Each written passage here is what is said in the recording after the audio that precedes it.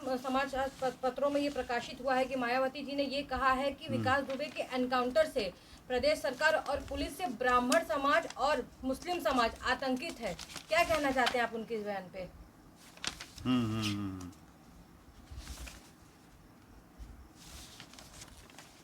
देखिए, जो सवाल आपने उठाया है ये आज का अमर उजाला है, 13 जुलाई 2020। इसमें है दहशतगर्द का अंत।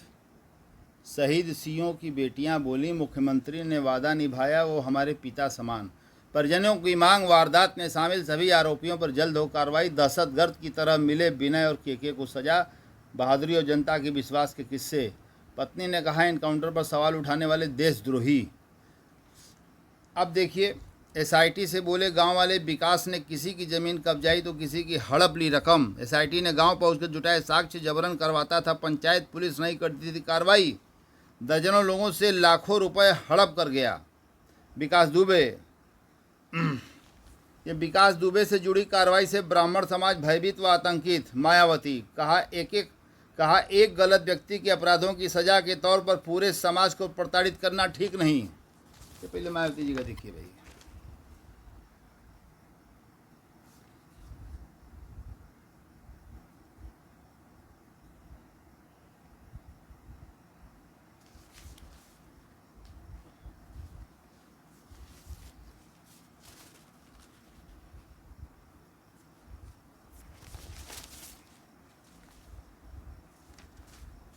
दूसरा,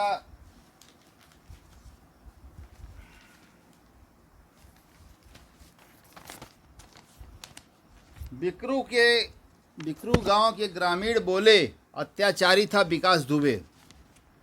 जांच करने पहुंचे एसआईटी से बयां की भयावह हकीकत। 26 लोगों से की पूछताछ। बलिदान हुए सीओ ने लिखे थे 8 पत्र, डीजीपी कार्यालय तक पहुंचा था मामला। खुल रही परतें। सीओ के परिवार से मिली आईजी। सिपाही से बोला था विकास, गांव मत आना वरना लाशें उठेंगी। साहब, विकास ने कब्जा कर ली थी हम लोगों की ज़मीनें। ये उस गांव के अगल बगल के गांव के लोगों ने, भारी जनता ने ये एसआईटी को शिकायत किया है। विकास दुबे के अपराध को ब्राह्मण समाज से जोड़ना बिल्कुल गलत है। मायावती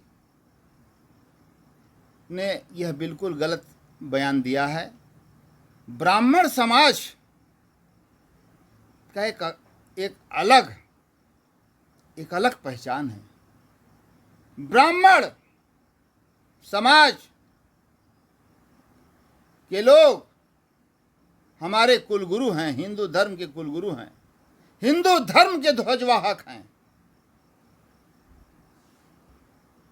भगवान देवी देवताओं के सेवक हैं। बिना ब्राह्मण के हाथ लगाए भगवान अपना वस्त्र भी नहीं बदल पाते हैं। चंदन तिलक वही लगाते, स्नान उन्हीं के हाथ से भगवान करते हैं। इतना ऊंचा दर्जा भगवान का है। भगवान परशुराम का भी आप जान रहे हैं इतिहास। आचार्य चाणक्य ने, सूर्यवंशियों ने जब अपमान किया, उनकी चुंडी के साथ खिलवाड़ किया, उनकी अस्मत के साथ खिलवाड़ किया, तो उन्होंने सीखा। तो वो कसम खाए कि सूर्यवंश का नाश करके छोड़ूंगा, और एक चंद्रगुप्त मौर्य को खड़ा करके सूर्यवंश का नाश करके चंद्रगुप्त मौर्य वंश की स्थापना आचार्य चाणक्य ने की। ऐसे वीरवान ब्राह्मण होते हैं। दुर्वासा मुनि का भी देख लीजिए, गुरु द्रोणाचार्य का देखिए। एक इतिहास, लंबा इतिहास है, एक लंबा इतिहास है कि ब्राह्मण जो है वो शिक्षा देता है, दीक्षा देता है, आशीर्वाद देता है। ब्राह्मण भगवान की सेवा में लीन रहता है। ब्राह्मण कथा, संस्कार, जीवनी, अमरनी, मतलब जैसे एक गाना है, जियते लकड़ी मरते लकड़ी देख तमाशा लकड़ी का, तो जियते बाभन और मरने के बाद भी ब्राह्मण, उनकी जरूरत पड़ती है। हमारे घर में जितने भी संस्कार हिंदू धर्म में होते सब ब्राह्मण के द्वारा कराए जाते हैं। ये गंडा भी मैं बाना हूं, ये भी एक ब्राह्मण ने बाना है। तो ब्राह्मण समाज को एक विकास पंडित से जोड़कर, एक अपराधी से जोड़कर आप क्या बताना चाहती हैं मायावती? आप क्या बताना चाहती हैं ब्राह्मण समाज के बारे में? अब ब्राह्मण समाज की इतनी उपेक्षा की गई। दूसरी तरफ अखिलेश यादव सीना पीटे जा रहे हैं, ढोल बजाए जा रहे हैं। 5 साल सत्ता में थे, कौन सा अपराध मुक्त किया? जानते हैं, जब यादव लोग जो अपने को कृष्ण का वंशज कहते हैं, चलिए हमने मान लिया, भगवान कृष्ण के नाखून के बराबर भी कोई यही है हिंदुस्तान या पूरे वर्ल्ड में? कोई यादव है? भगवान कृष्ण के एक नाखून के बराबर भी कोई है? जो काम भगवान कृष्ण ने बताया अर्जुन को, गीता का उपदेश देकर,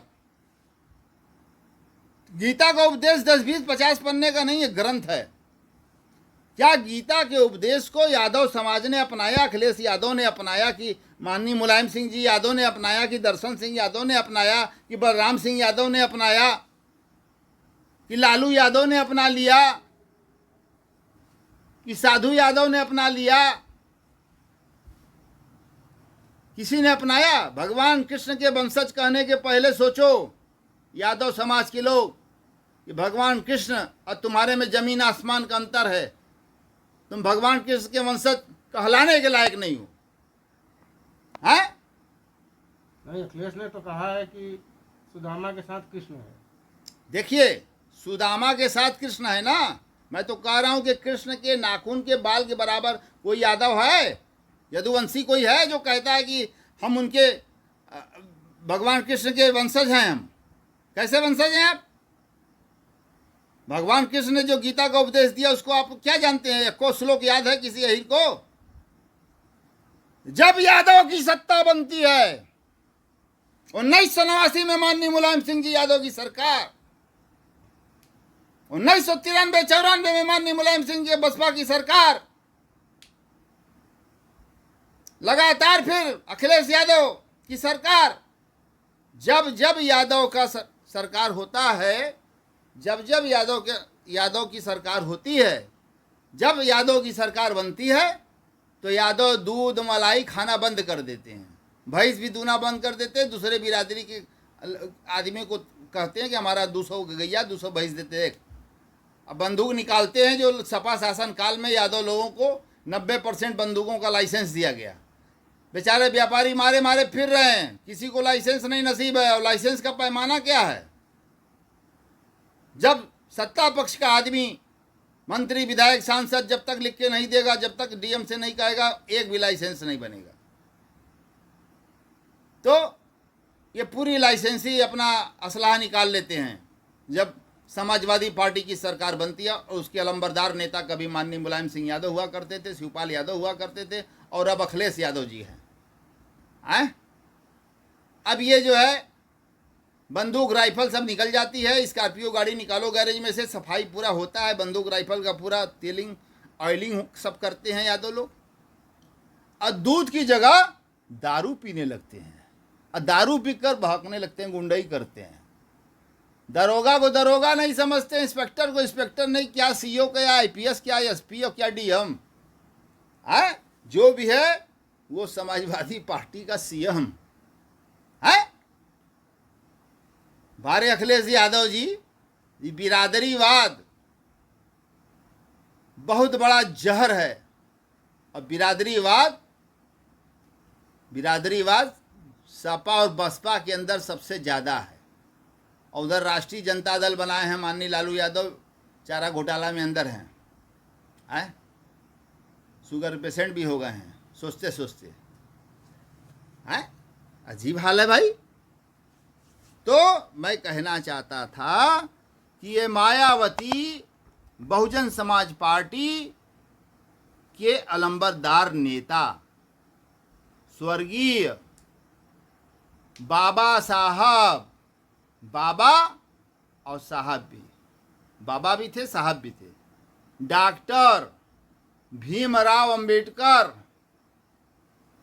संविधान सभा के अध्यक्ष, इन्होंने क्या किया था? ब्राह्मणों का अपमान। मैं बताना चाहता हूँ, ये घटना है 1927 का। 1927 में मनु ब्राह्मण थे। अब पहले हम बताना चाहेंगे, मनु स्मृति के वास्तविक रचनाकार सुमति भार्गव हैं, भृगु गोत्र के थे। सर्वप्रथम भगवान मनु ने प्राणियों के हित के लिए 1 लाख श्लोक की रचना कर नारद को प्रदान किया। मनु स्मृति हिंदू धर्म का प्राचीन धर्मशास्त्र है। मनु स्मृति को 25 दिसंबर 1927 को मनु स्मृति दहन दिवस मनाया जाता है। 25 दिसंबर को मनु स्मृति दहन दिवस। दहन किसने, और आपको बताना चाहते हैं, महाभारत काल में, महाभारत में 8 मनु थे। और श्वेतवाराह कल्प में 14 मनुओं का उल्लेख है। क्या है 14 में? स्वयंभू मनु, सबरोचिसा मनु, उत्तमा मनु, तापसा मनु, रैवाता मनु, चक्षुषा मनु, वैवस्वत मनु, स्वामी मनु, दशा स्वामी मनु, ब्रह्म स्वर्णी मनु, धर्म स्वर्णी मनु, रुद्रवर्णी सुवर्णी मनु, देव स्वर्णी मनु, सर्वणी मनु, सीता जी वाल्मीकि ऋषि और दुर्वासा मुनि, ये सब इतिहास रहा है। अब बताइए, मनु से ही सृष्टि की रचना हुई है। मनु और शत्रुपा, यही 2 लोग ईश्वर ने भेजा नीचे जमीन पर, और इससे हम हिंदू समाज की, हिंदुओं की, इन्होंने रचनाकार थे। इन्होंने हमें पैदा किया, हम इनके ये हमारे पुरखे हैं। और क्या किया मनु जी का? मान्यवर अंबेडकर जी ने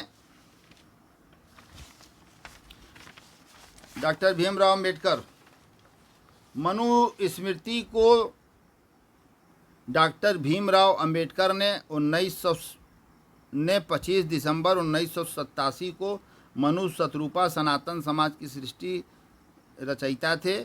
और महातालाब के पास 6x6 का गड्ढा खोदकर उसमें लकड़ी डालकर और जलाकर, मनु स्मृति उसमें डाल के एक पन्ना फाड़ फाड़ के जलाया गया। और एक तरफ बैनर, 3 बैनर लगे थे मनु दहन के, तीनों तरफ 3 बैनर लगे थे। एक तरफ लिखा था मनु स्मृति दहन स्थल, छुआछूत का नाश हो, और दूसरी तरफ लिखा था कि मनु स्मृति अपर कास्ट को दहन करो, अपर कास्ट को दहन करो। डॉक्टर भीमराव अंबेडकर की देखिए जरा हाल, मनु स्मृति भी जला रहे हैं और कह रहे हैं अपर कास्ट को दहन करो। अगर आप अपर कास्ट को दहन कराएंगे तो क्या अपर कास्ट क्या हाथ पर हाथ रख के बैठेगा? अपर कास्ट की देन थी पंडित जवाहरलाल नेहरू और लौह पुरुष सरदार वल्लभ भाई पटेल, महात्मा गांधी, अबू कलाम आजाद साहब की देन थी, जो डॉक्टर अंबेडकर को देश का पहला कानून मंत्री बनाया। ये अपर कास्ट की देन थी। और अपर कास्ट को जला रहे हैं, दहन करो, मनु स्मृति जला रहे हैं। हिंदू समाज को क्या बताना चाह रहे थे डॉक्टर भीमराव अंबेडकर? हाँ, ऐसा आग लगाए कि आज तक जली रहा है। इसके बाद देखिए, इसके बाद आपके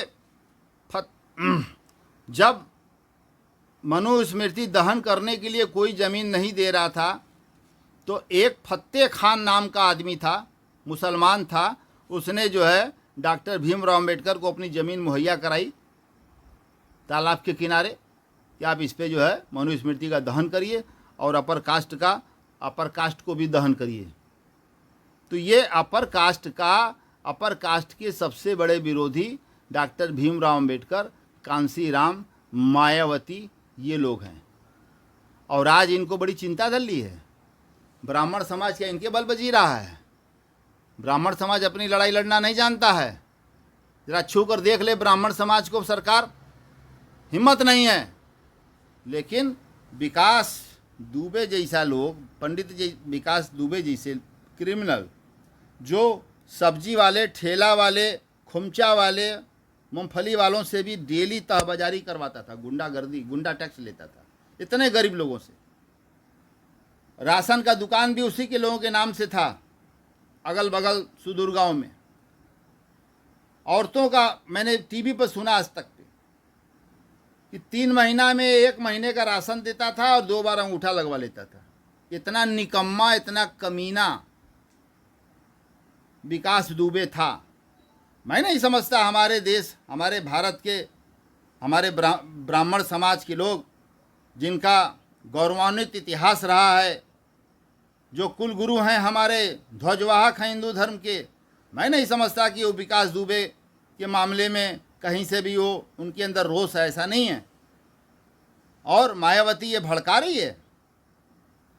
ब्राह्मण समाज विश्व गुरु रहा है, विश्व को दिशा दिया है ब्राह्मणों ने। ब्राह्मणों से ज़्यादा किसी ने पढ़ा नहीं, ब्राह्मणों से ज़्यादा किसी ने हिंदू शास्त्र विधि को के बारे में जाना नहीं, ब्राह्मणों से ज़्यादा भगवान के बारे में किसी ने जाना नहीं, समझा नहीं।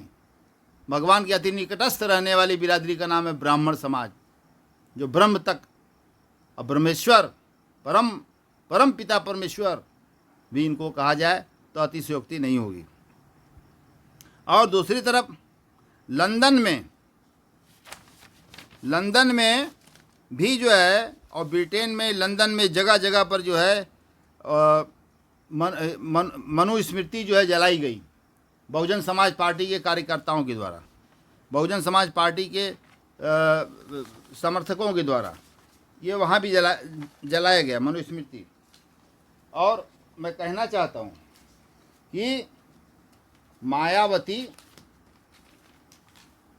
क्यों बोली मुस्लिमों का नाम भी लिए ब्राह्मण के साथ कि मुस्लिम समाज बड़ा भयभीत है। अरे मुस्लिम समाज का मुगल शासन काल बड़ा स्वर्णिम शासन काल रहा है, बहुत मजबूत है मुस्लिम समाज। नहीं तो असदुद्दीन ओवैसी सांसद हैदराबाद का बिरयानी भिड़ाकर लोकसभा में 1 घंटा तक बोलते हैं, ऐसे बोलते हैं सीने पर चढ़ के ओवैसी साहब। तो कहाँ कोई मुसलमान भयभीत है सरकार से? ऐसा कुछ नहीं है। सबका साथ सबका विकास नारा है सरकार का। और स्पेशल टास्क फोर्स ने बहुत अच्छा किया। अब मायावती को चिंता मुख्तार का सता रहा है, मुख्तार के गुर्गों का सता रहा है, मुस्लिम वोट का सता रहा है।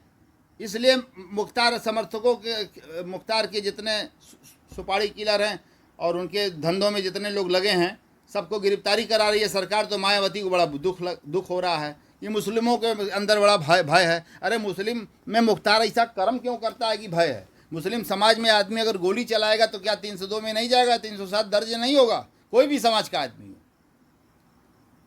तो मैं क्रिमिनल पॉलिटिशियन ब्यूरोक्रेट्स नेक्सस आज क्या है, शुरू से देखिए बहुत बड़े लायर्स थे स्वर्गीय रामानंद मुख्तार, क्रिमिनल के एक जमाने में माने जाने, बहुत संपत्ति उन्होंने बनाया। और आज क्या है? आज न्यायपालिका पर भी वकील हावी है, एसोसिएशन बार एसोसिएशन हावी है, चरम पर गुंडागर्दी है। चाहे जय केस लेके जाओ आप, LLB का डिग्री लाओ, चाहे गलत, आपको वकील बना देंगे। चुन्ना राय और शैलेंद्र सरदार की तरह, कुंदन सिंह हिस्ट्री सीटर की तरह, दीनू पाल हिस्ट्री सीटर चेतगंज की तरह। हाँ, आइए बनिए, कोई मतलब नहीं है। मैं आपको बताना चाहता हूँ कि आज अपराधियों का सबसे बड़ा संरक्षणदाता वो क्रिमिनल के बड़े बड़े वकील हैं, जिन्होंने 40-40, 50-50 जूनियर रखा है मारपीट करने के लिए दरोगा को। तो आज देखिए कि ये स्थिति है हमारे वकील भाइयों की। 50% वकील केवल ज़मीन में दलाली का काम कर रहा है, खाली ज़मीन का काम कर रहा है और करोड़पति बन जा रहा है बिना किसी मेरिट के। और मेरिट वाला वकील वहीं बैठ के भूजा खा रहा है लंच पीरियड में।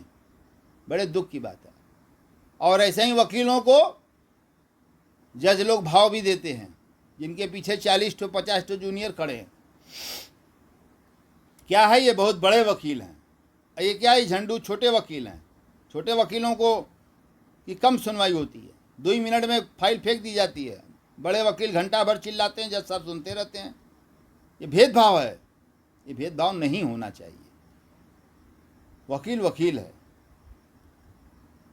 न्याय हित में वकील वकील है और न्यायपालिका को वकीलों में किसी भी प्रकार का वर्गीकरण नहीं करना चाहिए, नहीं सोचना चाहिए।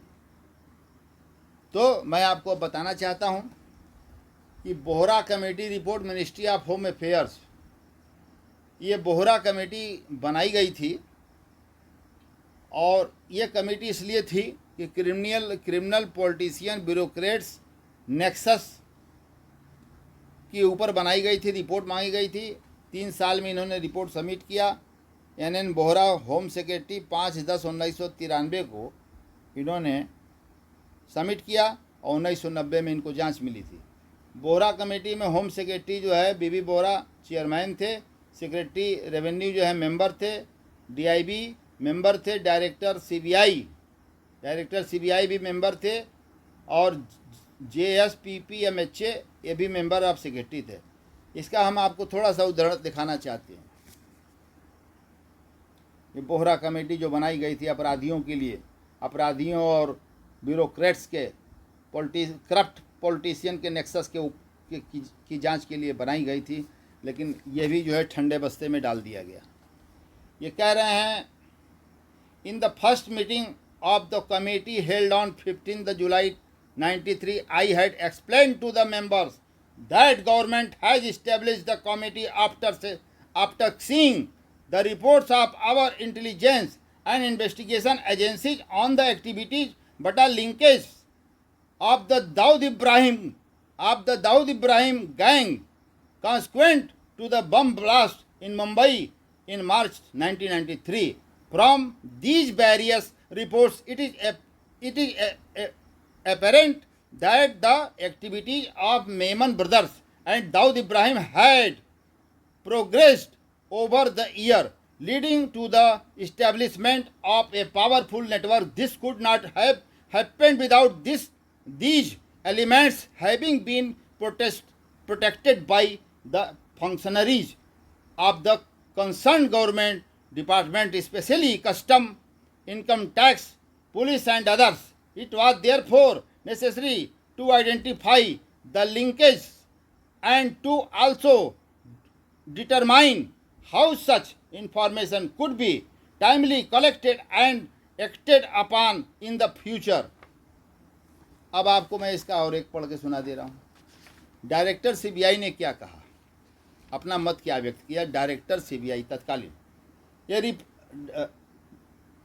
ये report on the nexus between the Bombay City Police and the Bombay Underworld was prepared by CBI in 1986. It would be useful to institute a fresh study by CBI on the basis of which appropriate administrative but legal measures could be initiated. An organized crime syndicate mafia generally commences its activities by indulging in petty crime at the local level, mostly relating the illicit distillation,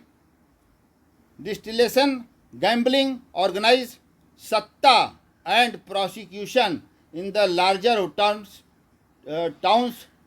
In port towns, their activities involve smuggling and sale of imported goods and progressively graduate.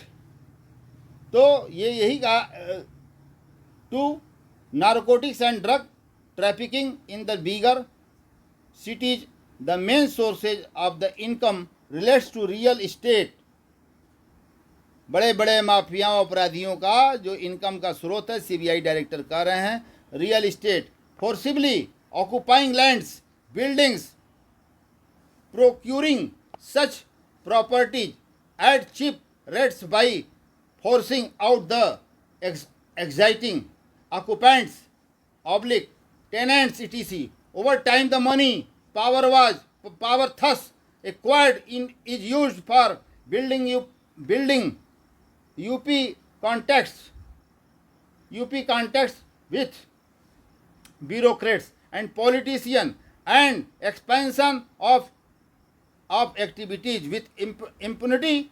The money power is used to develop a network of muscle power, which is also used by the politician during elections. इन बड़े बड़े माफियाओं को ये जो मंत्री नेता हैं, ये लोग जो है इनके मस्कल पावर का उपयोग जो है चुनाव में करते हैं, और इनके मस्कल पावर के बल पर, माफियाओं के बल पर चुनाव जीत जाते हैं। यह तो एक समय की बात है कि चुनाव जीत जाते हैं, लेकिन जब मस्कल्स पावर हो गया माफिया के पास, मंत्री के सरपरस्ती में जीकर और बड़े नेता के सरपरस्ती में जीकर, विधायक सांसद के साथ रहकर, तो वो फिर जब पैसा अर्न करने लगा मस्कल पावर से, माफिया गर्दी से, तमाम कोयला से, पीडब्ल्यूडी से, तमाम ज़मीन कब्जा से लेके, तमाम टेंडर से लेके, रेलवे के टेंडर से लेके और खनन से लेकर हर जगह से जब माफिया पैसा पाने लगता है, जब उसके पास पूरा घर भर जाता है दुबे जी की तरह, विकास दुबे की तरह, तो वो क्या करता है, वो सोचता है कि अब नेताजी के सहारे से हम कितना दिन बैठे रहेंगे, खुद नेता मंत्री हम क्यों ना बन जाएं। और उन्हीं नेताजी के खिलाफ वो लड़ जाता है चुनाव और जीत जाता है, पैसे और बाहुबल के बदौलत। पैसा पानी की तरह बहता है, दारू जो है पानी की तरह बहता है, और जो है मुर्गा का टांग जो है चारों तरफ वितरित किया जाता है, बकरों खड़ा बकरा काट काट के भेज दिया जाता है, और जनता को नगद भी दिया जाता है। जिस देश की जनता, सुन लीजिए ध्यान से, जिस देश की जनता के खून में भ्रष्टाचार पनप जाएगा, नेताओं के द्वारा जो ये सब बता रहे हैं खिला पिला के वोट लेना, उस देश में नेता चरित्रवान पैदा नहीं हो सकता, ये मेरा मानना है। यह अलग बात है कि माननीय नरेंद्र मोदी जो हमारे बनारस के लोकप्रिय सांसद और प्रधानमंत्री हैं, इनकी एक अलग छवि है, ये अलग बात है। शादी तक नहीं, मतलब इन्होंने एलोनलेस लाइफ जो है जी रहे हैं, और घर वालों ने ज़बरदस्ती शादी भी किया बचपन में, तो ये बेचारे छोड़ के जो है अमरनाथ बद्रीनाथ गुफा में चले गए। तो ऐसा व्यक्ति जो है वो ऐसा व्यक्ति जो है वह जो है चरित्रवान के रूप में जाना जाता है। वो बहुत ही 56 इंच का कलेजा है मोदी जी के पास, इसमें दो राय नहीं है। और विदेश नीति भी उनकी बहुत अच्छी है, और सरकार चलाने की क्षमता भी उनके अंदर है। लेकिन जब प्रशासक जो हैं, ब्यूरोक्रेट्स जो हैं, ये लोग जब नहीं कार्यान्वयन करेंगे ठीक से, तो कैसे देश चलेगा। और माफियावाद बढ़ रहा है, तो माफियावाद को ख़त्म किया जाए। हर जेल में, जितना जेल है हिंदुस्तान का, हर जेल में मैं समझता हूँ कि बहुत गरीबी की रेखा से नीचे जीवन यापन करने वाले जो कैदी हैं, उन्हीं के हाथ में मोबाइल नहीं है। बाकी हर जेल में 1,500 मोबाइल रन कर रहा है। और उसके लिए जो है लगाया गया, जो है वो लगाया गया जेलों में जैमर लगा दिया गया।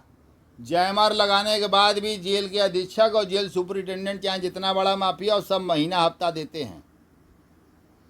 मोबाइल चलाने का पैसा मिलता है उनको। वो क्या किए, जैमर का स्विच ऑफ कर दिया, जैमर ख़राब करवा के रख दिए हैं। जैमर फेल, और जैमर के पीछे अरबों रुपया सरकार का खर्चा करवा दिए जेल अधिकारी।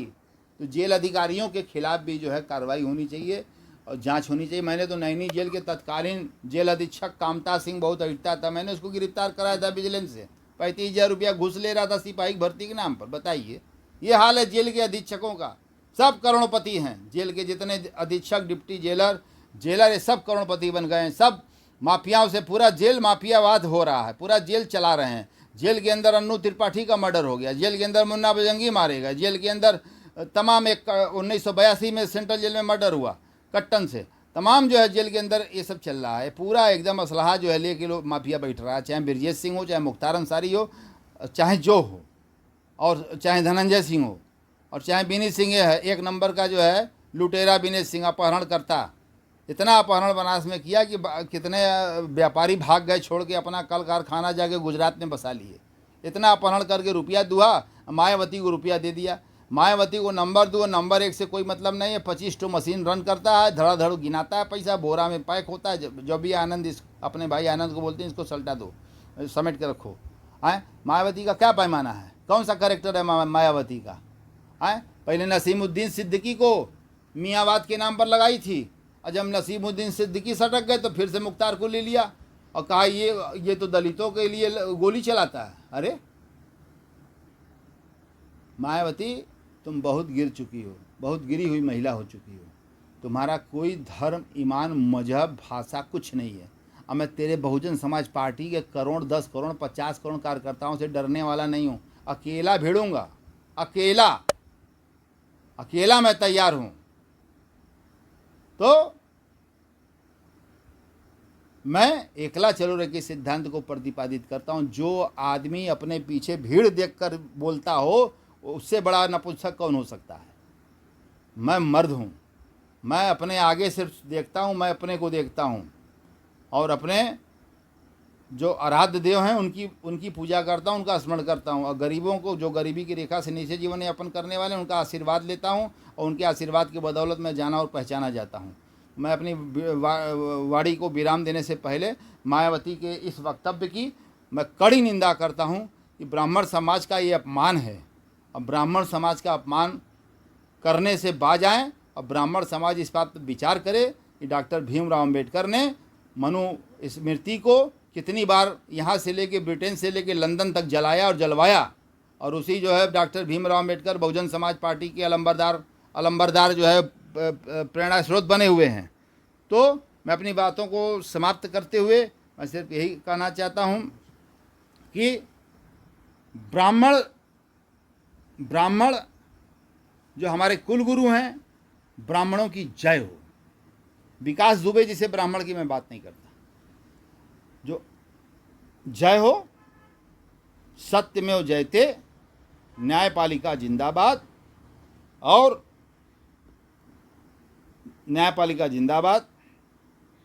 देश का संविधान की जय हो, देश के जवान की जय हो, देश के किसान की जय हो, देश के नौजवान की जय हो। बहुत बहुत धन्यवाद आप लोगों को ये सवाल उठाने के लिए। बहुत बहुत धन्यवाद, आभारी हूँ आप लोगों का।